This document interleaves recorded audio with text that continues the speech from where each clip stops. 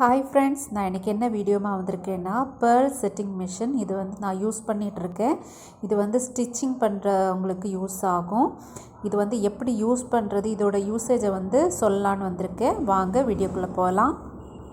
இந்த pearl setting machine வந்து ட்ரெஸ்ஸில் வந்து ஸ்டிச் பண்ணதுக்கு அப்புறமா வந்து பேர்ல்ஸை வந்து செட் பண்ணுறதுக்கு, நம்ம நினச்ச இடத்துல வந்து செட் பண்ணி அழகழகாக செட் பண்ணுறதுக்கு இது யூஸ் ஆகும். இது கூடவே வந்து இந்த டிஃப்ரெண்ட் சைஸில் வந்து பின் கிடைக்கும். இதுக்குள்ளாடி தான் நம்ம வந்து பேர்ல்ஸை போடுவோம். பாருங்கள், இதில் தான் நம்ம வந்து பேர்ல்ஸை வந்து போடுவோம். தாழ ஒரு ஹோல் மாதிரி இருக்கும். அதில் வந்து அதை வந்து பின் போடணும். அதுக்கப்புறமா வந்து இதில் வந்து டிஃப்ரெண்ட் சைஸில் வந்து இந்த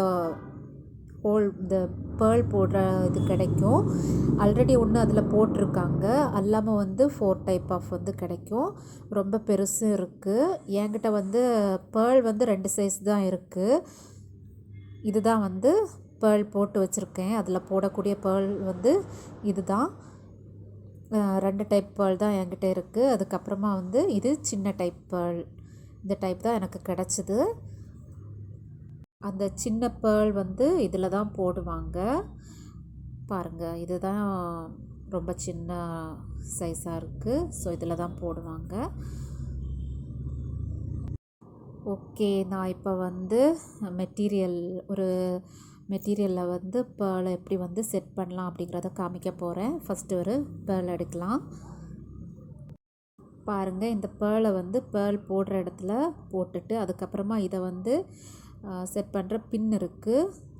இதுதான் அந்த பின். வந்து ரொம்ப சின்னதாக இருக்கும். கையில் கிடைக்கிறது ரொம்ப கஷ்டமாக இருக்கும். அந்த அளவுக்கு சின்னதாக இருக்கும். அந்த பின்னை வந்து இந்த பேர்ல் இருக்குல்ல, அதுக்கு கீழே ஒரு ஹோல் இருக்குது. அதில் வந்து போடணும். பேர்ல் செட் பண்ணுற அதோட கீழே ஒரு ஹோல் இருக்குது. பாருங்கள், அதில் நான் போட்டு காமிக்கிறேன். கையிலவே நிற்க மாட்டேங்குது.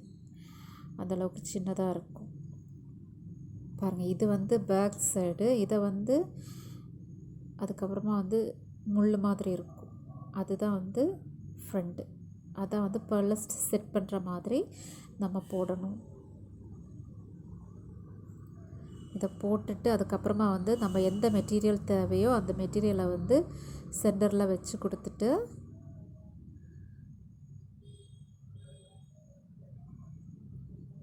இப்போ வந்து நம்ம அதை வந்து செட் பண்ணலாம். ஓகே, செட் ஆகிடுச்சு. இதை எடுத்து காமிக்கிறேன். பாருங்கள், சூப்பராக செட்டாக இருக்குது. பாருங்கள், அவ்வளோ அழகாக இருக்குது. ஃப்ரெண்ட்ஸ், என்னோடய இந்த சேனல் வந்து சப்ஸ்கிரைப் பண்ணாதவங்க சப்ஸ்கிரைப் பண்ணுங்கள். அப்போ தான் நான் வந்து புதுசாக வீடியோ போடும்போது உங்களுக்கு நோட்டிஃபிகேஷன் கிடைக்கும்.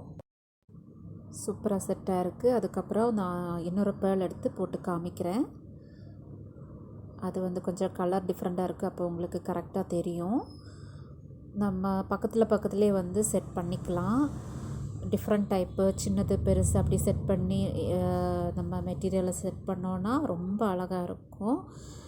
குழந்தைங்களோட ஃப்ராக்லெல்லாம் இப்படி பண்ணோன்னா ரொம்ப அழகாக இருக்கும். நான் அதுக்காக தான் மெயினாக வாங்கினது. என் பிள்ளைங்களுக்கு, என் குழந்தைங்க வந்து 2மே வந்து கேர்ள்ஸ் தான். ஸோ அவங்களுக்கு அடிக்கடி ஃப்ராக் தைக்க வேண்டியிருக்கும். ஸோ இந்த இது மாதிரி நம்ம செட் பண்ணோன்னா ரொம்ப அழகாக இருக்கும். பாருங்கள், டிஃப்ரெண்ட் டைப்பில் கலரில் நம்ம பண்ணதும் ரொம்ப அழகாக இருக்குது. பாருங்கள், இது நான் வந்து ஒரு ஃப்ராக்கு ஸ்டிச் பண்ணது. அதில் வந்து செட் பண்ணியிருக்கேன். இதில் வந்து ஸ்டிச் பண்ணி தேவையில்லாத வந்து முத்து வந்திருந்தது. அதை எடுத்து ஃப்ரண்டில் நெக் டிசைனாக செட் பண்ணியிருக்கேன். அவ்வளோ அழகாக இருக்குது. பாருங்கள்,